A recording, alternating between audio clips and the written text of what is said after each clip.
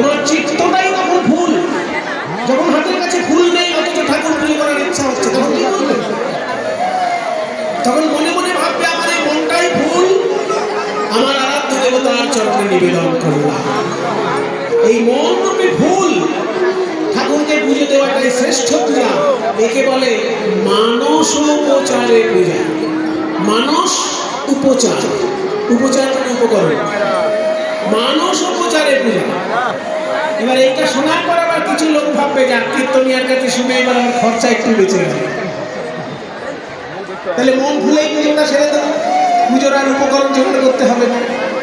এই যদি ভাবো তাহলে কিন্তু গড়বড় আছে। মন ফুলটা দেওয়ার আগে মন ফুলের দিকে তাকিয়ে দেখো যে তাতে কাঁটা বা পোকা আছে কিনা। এই মন ফুলের মধ্যে 5টা কাঁটা থাকে, 6টি পোকা থাকে। আসে 5টি কাঁটা, 6টি পোকা। এই মন ফুলেতে যায় গো দেখা 5টি কাঁটা, 6টি পোকা। মন ফুলের মধ্যে 5টা কাঁটা থাকতে পারে, 6টা পোকা থাকতে পারে। এই সাইডে যাবে বাবা, এই আবার কি ধরে না। 5টি কাঁটা কি কি? এই দেখো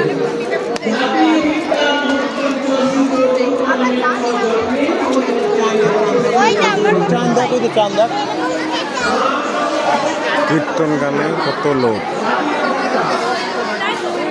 মুলুটি, সিঙ্গাড্ডা, জটাধরিতলা, কান্দি, মুর্শিদাবাদ।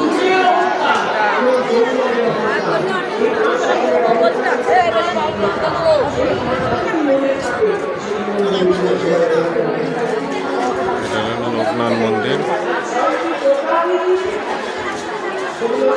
বাবা লোকনাথের মন্দির এটা।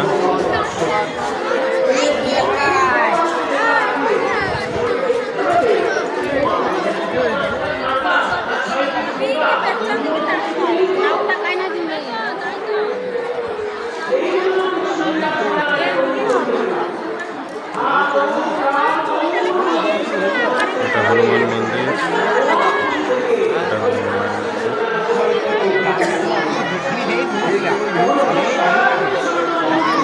এটা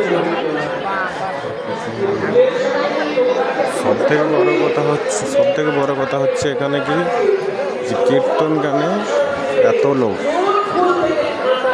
লোকের জায়গা নেই, সেই কারণে টিভি পর্দার ব্যবস্থা করা হয়েছে।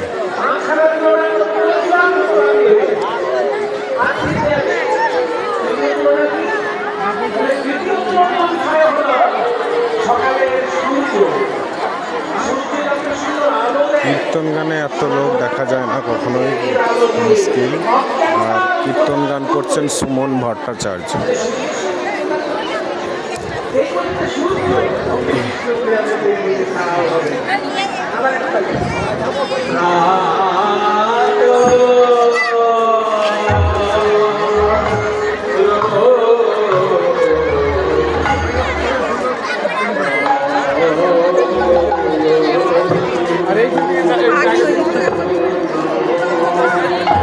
এখানে টিভি পর্দায় হচ্ছে একটা জায়গায়, হচ্ছে অন্য জায়গায়। এই জটাধরিতলা মন্দিরের ভিতরে হচ্ছে বাসন্তী পূজা এবং জটাধরিতলা মেলা উপলক্ষে।